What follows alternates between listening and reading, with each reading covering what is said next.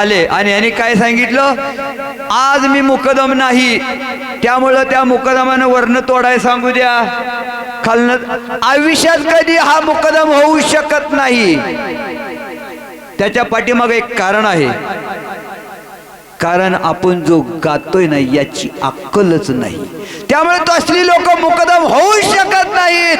रोज कोणाच्या तर महागा लागून यांना कार्यक्रम करावा लागतं.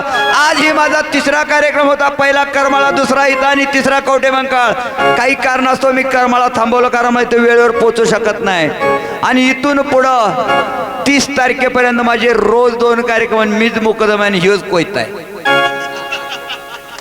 याला असा ताणून ताणून मारतो, ताणून ताणून मारतो, वगळीने पडला तर सोडत नाही. तू रातभर एक भाडू म्हण, मला काय फरक पडत नाही. काय सांगतोय, काय सांगतोय ओ, 7 समुद्राचं पाणी कुणाच होतं आणि आईच्या आंघोळीला लागतंय मान. अरे त्या 7 समुद्राचं पाणी आलं कुठून सांगू का मी सांगतो. भारुडाचा बादशाह म्हणतात, एवढं त्यांना पाया पडायला नतमस्तक व्हावं लागेल दादा. तुझ्यासारखी 5-5 बैल जाऊन येईल ते चापकाशिवाय हाणत नसतोय, ध्यानात ठेव. काय सांगितलं, 7 समुद्राचं पाणी ह्याच्या आईच्या आंघोळीला. महाराज थोडक्यात सांगतो, मी लय वेळ घेणार नाही. आतापी, वातापी आणि इलवल माहित असेल तुम्हाला. आतापी, वातापी आणि इलवल हे 3 राक्षस होते.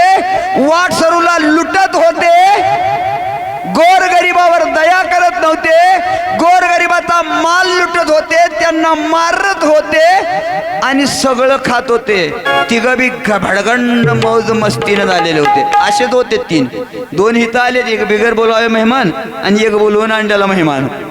तिसरा येईल पुढच्या कार्यक्रमात, निश्चित मीच घेऊन येईन.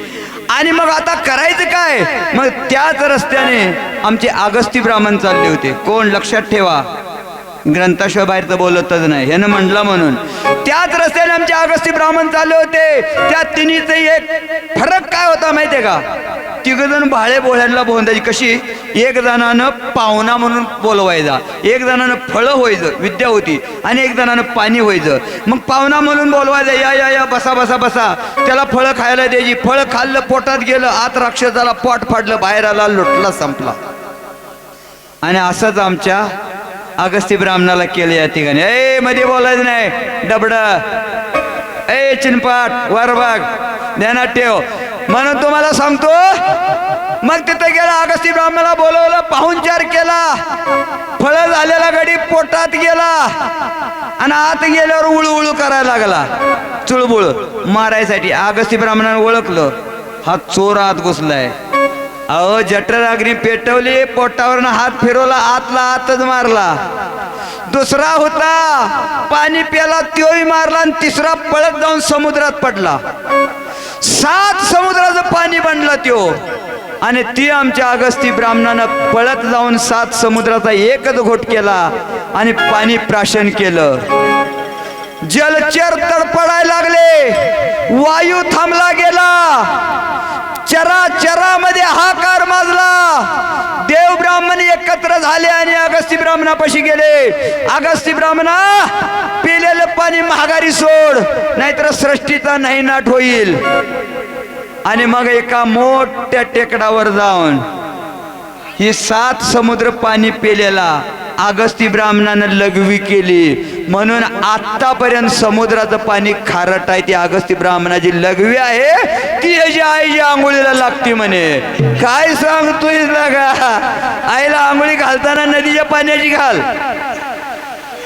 म्हणून सांगतो, भगवंतानं शरीर दिलं, काही वस्तू देताना चुकला होता देव. चुकला होता का नाही. लहान मुलं आलं, त्याला दात नव्हतं, दाढी नव्हती, मिशा नव्हत्या आणि काय आयो नव्हतं. मुलाला मुलीला प्रत्येक वस्तू, राहिलेल्या वस्तू परत दिल्या गेल्या.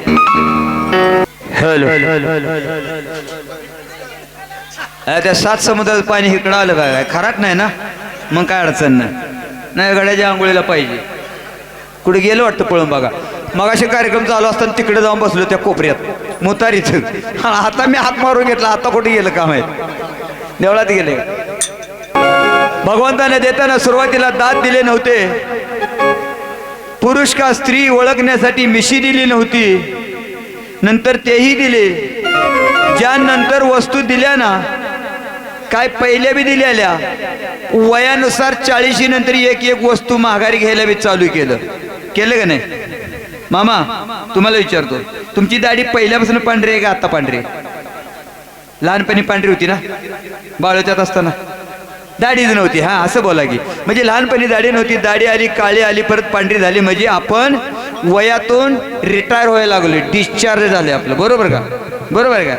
आणि रिचार्ज करायला झालं तर कलप करतोय, पण किती दिवस? 4-5 दिवसांनी अजून आहे, ती संपलं. ते लहान व ते जे असतंय तारुण्य संपलेलं असतंय. म्हणून भगवंताने एक शिट्टी वाजवली, दाढी पिकवली, दुसरी शिट्टी वाजवली, डोळ्याने दिसायचं बंद केलं, तिसरी शिट्टी वाजवली, दात पडलं गेलं, चौथ्या शिट्टीला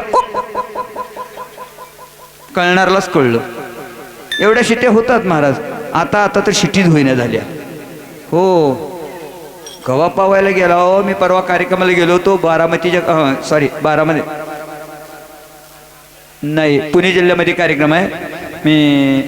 मला वाटतं 16 तारखेला मी कार्यक्रम केला, आणि कार्यक्रम झाल्या चालू व्हायच्या आधी महाराजांनी सांगितलं, मी म्हटलं पब्लिक भरपूर आहे म्हणलं, कीर्तनालयानं बारडाला थांबते. महाराज म्हणले ह्याच्यापेक्षा 5 पट पब्लिक आलं असतं. परत 2 महिन्यात आमच्यातील 10 माणसं गेली. मी म्हटलं 10 माणसं कशी काय? तरुण पोरं गेली म्हणली, कारण अटॅकचं प्रमाण वाढलं. इतकं भयानक बेकार वाटलं तिथं. तरुण मुलं गेली, आणि त्यांचा दोष काय माहिती आहे का? कोरोनाची लस घेतली म्हणून गेली, पण नाही, त्यांचा योगायोग होता त्यावेळेला. ती जे जाणार आहे त्याशी जाणार आहे. आपण कोणावर काही शब्द ठेवायचा नाही. म्हणून सांगतो, और शिट्टी वाजली, 10 रुपी गाडी सुटली, तुझं तिकीट गेलंय वर. खर्र बोल. अरे जपून भारुड कर पोरा तू, जपून भारुड कर, जपून भारुड कर पोरा, जपून भारुड कर, जपून भारुड कर पोरा तू, जपून भारुड कर, जपून भारुड कर पोरा तू, जपून भारुड कर. शिट्टी वाजली, गाडी सुटली, शिट्टी वाजली, गाडी सुटली, तुझं तिकीट गेलंय वर. खरोखर तिकीट गेलंय वर. कोणतंही काम जपून करावं, नाहीतर काय होते, हळू गुडघं गेलं, पाय गेलं, डोळ्याने दिसायचं बंद केलं, मग देवळात येऊ लागलं, काही फायदा नाही. अरे जपून संसार कर